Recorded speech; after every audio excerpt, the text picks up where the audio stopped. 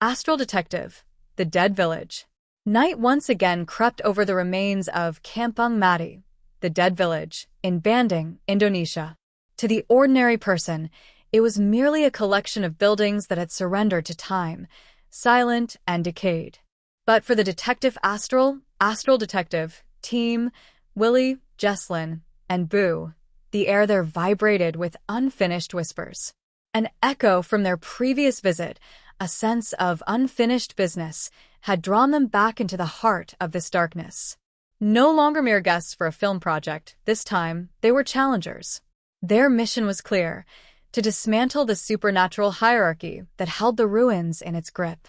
Their first steps led them to a familiar, piercing aura, the figure of a demon they had identified before. He was the tyrannical king of this invisible kingdom. His power felt like a heavy blanket pressing down on the soul. Beneath him, loyal subordinates moved in the shadows, one of them the spirit of an old woman with a vacant gaze, holding her master's secrets. However, one spot called to them more strongly than any other: a dilapidated bathroom in a corner of the property, not for its terrifying appearance, but for its strange and nonsensical aroma. The thick, nauseating stench of jenkel, a type of local bean. Their sixth sense translated the smell not as leftover food, but as a manifestation of foul energy. Here, they believed, the demon imprisoned the souls who defied him, a spiritual prison whose walls were built of despair. This was the epicenter of their unfinished business. With resolute determination, they began their climactic ritual, the Astral Traveling Investigation, ATI. It was a dangerous dance on the edge of consciousness, where their souls crossed the veil to walk in the spirit realm.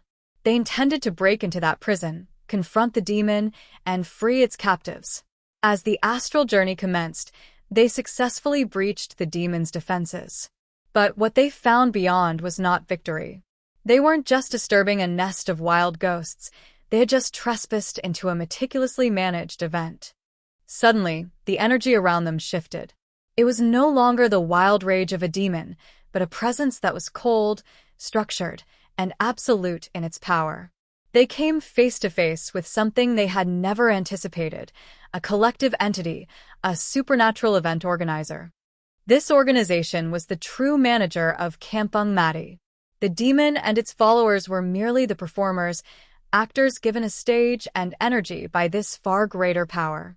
The Detective Astral team, with their noble intentions, had been deemed intruders, disrupting the smooth agenda of their hidden operation. The confrontation was brief and terrifying.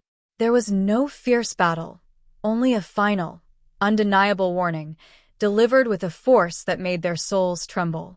A clear decree: leave. This is not your concern. They were pulled forcibly back into their bodies, breathless not from exhaustion, but from shock. They had come to fight a monster, only to discover a supernatural corporation. They realized that Kampung was not just a haunted place, it was a managed property. That night, they left not with a victory, but with a terrifying truth: that behind many horror stories, there might be an order, a hierarchy, and a management that ensures the darkness always has a stage on which to perform. And they, the detectives, had just received a stern warning from the director.